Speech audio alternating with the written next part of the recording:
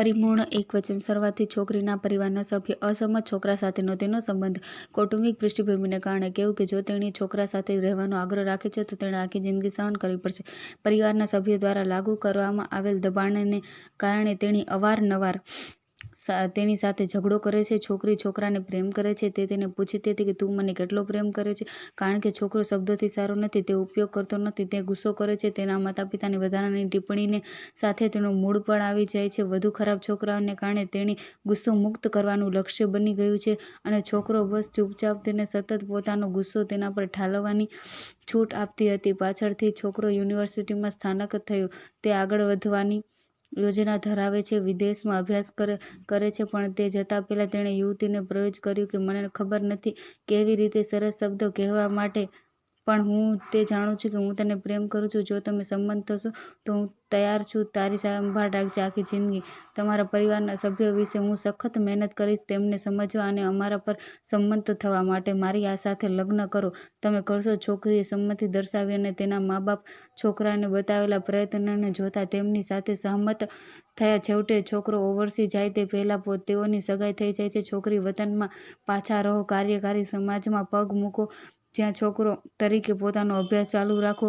તેઓએ દ્વારા તેમના સંબંધો જાળવી રાખ્યા. ટેલિફોન અને પત્રો જોકે સમય પસાર કરવા માટે મુશ્કેલ હતો, પરંતુ બંને પૈકીનો કદી હાર માનતી નહોતી. એક દિવસ છોકરી ઘરેથી રાબેતા મુજબ કામ માટે નીકળી ગઈ હતી. બસ સ્ટોપે એક કાર કાબુ ગુમાવે છે અને તેને નીચે પછાડે છે. જ્યારે તે જાગે છે ત્યારે બેભાન અવસ્થામાં તેણીએ તેના માતાપિતાને જોયા અને ખ્યાલ આવે છે કે તેણીને કેટલી ગંભીરતામાં ઈજા થઈ છે અને તેના માટે કેટલું નસીબદાર છે.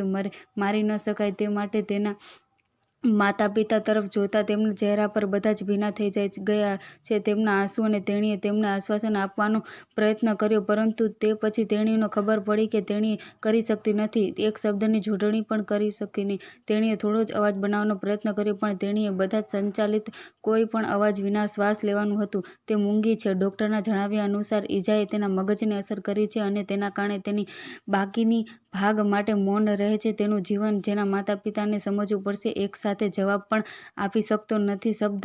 છોકરીએ પડી ભાંગી આખા દિવસો દરમિયાન ચૂપચાપ રડવા કરતાં બીજા છતરાએ રડી હતી. બાદમાં બાળકીને હોસ્પિટલમાંથી રજા આપી દેવામાં આવી હતી. તેણી પાસે પાછા ફરી રહ્યા છીએ ઘર, બધું જ હજી પહેલા જેવું, અને સિવાય કે ફોનની રિંગ વાગી છે, ટર્ન થઈ ગઈ છે. તેના સાથે ખરાબ દુઃખ સ્વપ્ન એક પછી એક રિંગ કરો છે, તેને સતત ઉત્તેજન કરે છે કે તેના દર્દને ઉત્તેજન આપે છે, પણ છોકરાએ કહી શકતી નથી. તે બોજરૂપ બનવા માંગતી નથી. તેને અને ખબર છે એક પત્ર લખીને કહ્યું કે તેણી હવે રાહ જોવા માંગતી નથી. તેણી વચ્ચેનો સંબંધ અંત આવ્યો છે અને તેણે સગાઈની વીંટી પણ પાછી આપી દીધી. છોકરાએ પત્ર અને ટેલિફોનનો સામનો તેણીએ ફરી કરી શકે છે. તેણે મંજૂરી આપવાનું અને એની આંખોમાંથી આંસુ સરી આવે છે. તેણીએ જ પીડા છે તે જોયા છે. તે માતાપિતાનું સ્થળાંતર કરવું પડશે નક્કી કર્યું. પીડા આશા છે કે તે બધું ભૂલી શકે છે અને નવામાં ખુશ થઈ શકે છે. પર્યાવરણ. છોકરીએ શીખવાનું શરૂ કર્યું. ધીમે ધીમે સાઇન લેંગ્વેજ પસંદ કરી છે. ફરીથી શરૂ કરો. પોતાની જાતને છોકરાને ભૂલી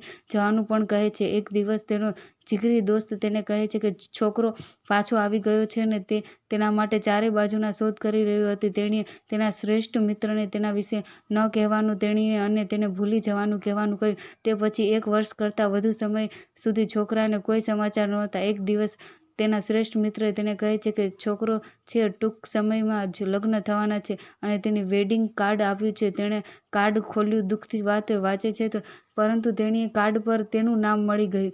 તેને ક્ષણે તેણી તેના શ્રેષ્ઠ મિત્રને પૂછવા માંગે છે કે આ ક્ષણે છોકરો દેખાય છે તેની સામે એક અજાણી સાંકેતિક ભાષા સાથે. તેણે તેણીને કહ્યું કે મેં વધુ ખર્ચ કર્યો છે 1 વર્ષ કરતાં વધુ સમય કહેવા માટે મારી જાતને સાંકેતિક ભાષા શીખવાની ફરજ પાડવા માટે. હું મારા વચનોને ભૂલ્યો નથી. મને એક તક આપો. મને તમારું બનવા દો. અવાજ.